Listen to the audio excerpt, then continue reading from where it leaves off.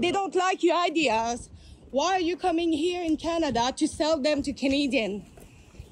Thank you. Jacinda Ardern.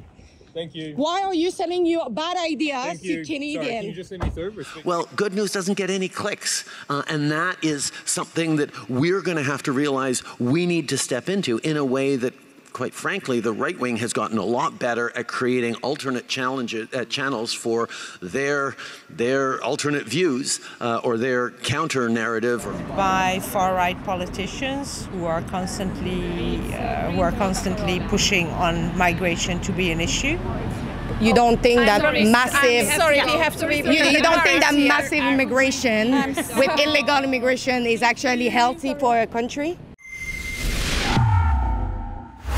Hello everyone, it's Alex Alavoie here, and today I'm bringing you my full report from this past weekend in Montreal. Once again, Justin Trudeau hosts the Global Progress Action Summit through the so-called non-governmental organization Canada 2020.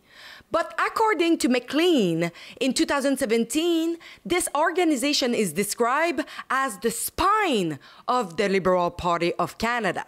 So can it really be considered non-governmental, especially with World Economic Forum elitist Mark Carney as the advisory board chair? Canada 2020 presents itself as an alleged independent progressive think tank where people gather to discuss various progressive ideas. Last year, I uncovered the secret location of the event. And I did the same thing this year. They try hard to keep it confidential, but Ribbon News always find a way. And the opening ceremony was held at the Windsor Ballroom in Montreal on Friday night, while the main event took place at the St. James Theatre. According to their website, renting their room in the theater cost $22,500 plus tax. As you can see, their sponsors are displayed on the screen. But how much of this is coming from taxpayers? Last year, our ATIP showed no direct records, but we know that Canada 2020 is under heavy scrutiny in the House of Commons, with multiple order papers about it. Various government ministries have spent thousands on event tickets. How much money is being quietly hidden under other expenses? This year, former New Zealand Prime Minister Jacinda Ardern was a speaker, a lockdown tyrant and globalist. She even once said that if information was not coming from her government, it wasn't the truth. We will continue to be your single source of truth. We will provide information frequently. We will share everything we can, everything else you see, a grain of salt. So I continue to share the message. New Zealanders must prepare, but do not panic, prepare. And when you see those messages, remember that unless you hear it from us, it is not the truth. And I really ask people, just visit covid19.govt.nz. It has all of the up-to-date information. Other government officials took part in the discussion, including Deputy Prime Minister and Finance Minister Chrystia Freeland, Justin Trudeau, and the unelected PM advisor Mark Carney, who critics are saying will replace Freeland. Trudeau, whom I quickly spotted entering the building before being physically blocked by his bodyguard, chose to take the garbage alley side entrance to avoid me and my questions. A fitting metaphor for his political journey as Prime Minister of Canada after 9 years in power. Mark Miller's Trudeau wedding groomsman, now Canada's immigration minister, also attended. And I confronted him about his radical immigration policies. Hello, Mark Miller. Hello, how are you? Can I ask you a quick question? if you don't mind. I was just wondering, like, are you going to do something with, like, the rise of anti-Semitism here in Canada? Because you are going to bring, like, thousands of refugees from Gaza, and some of them are radicalized. Are you concerned about that for the safety of Canada? No? I caught up with Jacinda Ardern by pretending to have left. I was hiding near an entrance, and when she finally appeared, I tried to ask my question while dodging the physical obstruction from her entourage. New Zealanders rejected her party in the last election because her policies harmed them. And now she is trying to sell them to Canadians. My journey into political leadership was not one that I sat back and ambitiously designed for myself. I went into politics with the view that I wanted the world to be better, I felt progressives had the right prescription, and I wanted to support that cause. Now, if that meant going out and delivering flyers or knocking on doors, so be it. That would be my contribution. Sorry, Jacinda Ardern. I'm sorry, Jacinda Ardern. New Zealanders have rejected your political party at the last election for center-right party government. Don't touch me. You don't have the right. They don't like your ideas. Why are you coming here in Canada to sell them to Canadians? Thank you. Jacinda Ardern. Thank you. Why are you selling your bad ideas to Canadians? Sorry, can you just let me through? You don't have the right to touch me. You don't have the right to touch me. You don't have the right. Who are you? Who are you? I'm not touching you. You touching me, and you touching me too. I also confronted Katy Perry, a member of the Dutch House of Representatives who represent the Progressive Alliance of Socialists and Democrats. During a live stream, I overheard her discussing UK Prime Minister Keir Starmer. Clearly, we are expecting a lot then from Keir Starmer in the UK for all the Brits here, and obviously from those countries where we still have progressive leadership, which, to be honest, like Auntie said, we're not at our best moment on the European continent when it comes to the number of countries that are led by progressive powers. And I wanted to challenge her about his two-tier policing and open border policies imposed on the English people.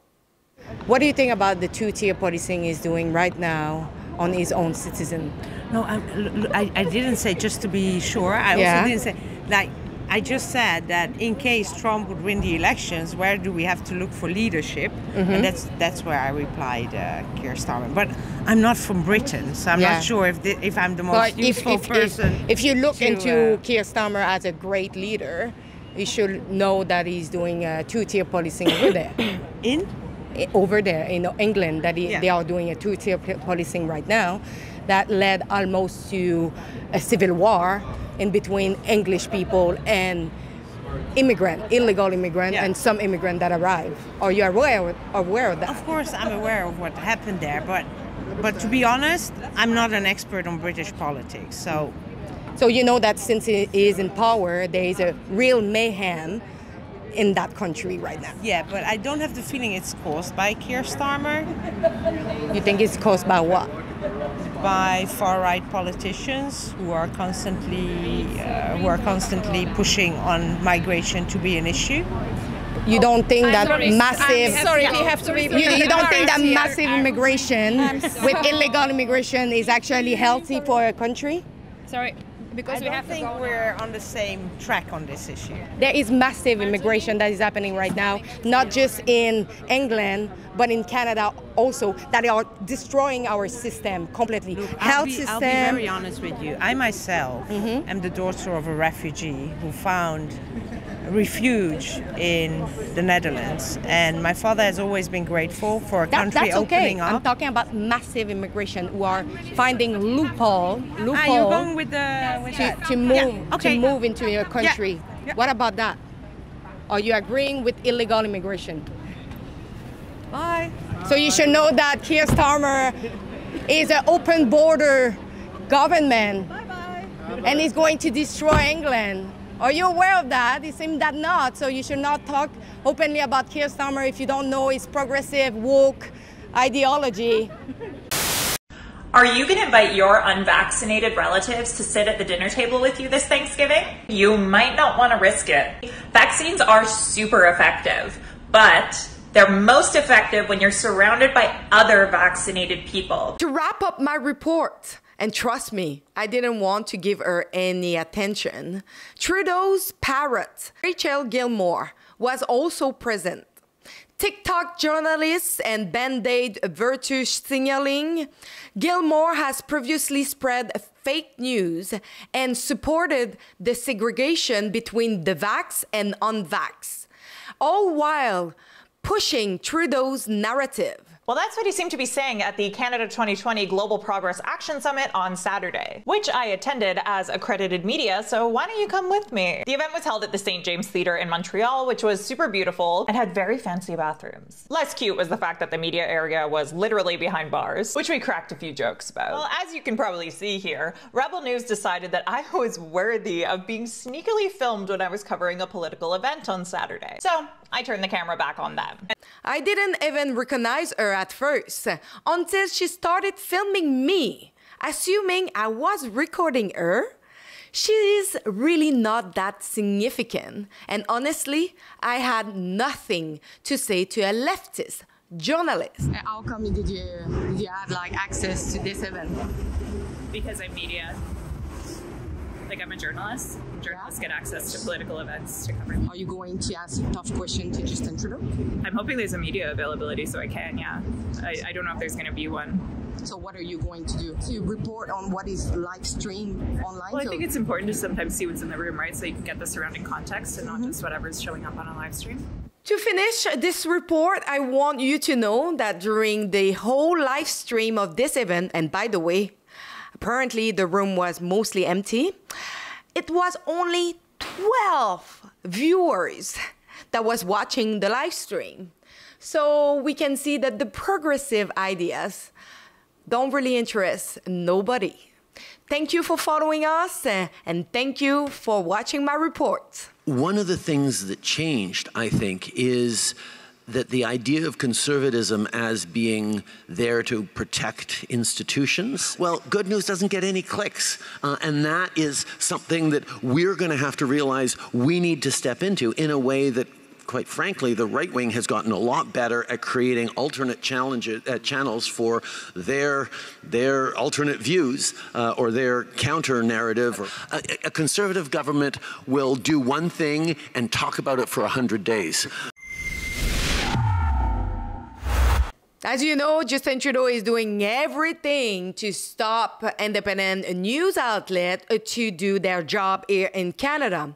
If we talk about Bill C-63, the Online Harms Act, or the Canadian Qualified Journalist Organization that Justin Trudeau is putting in place to stop the media he doesn't like, please go over rebelfieldreports.com and chip in to counter all the censorship and every single policies regulation that Justin Trudeau is trying to put in place to stop us.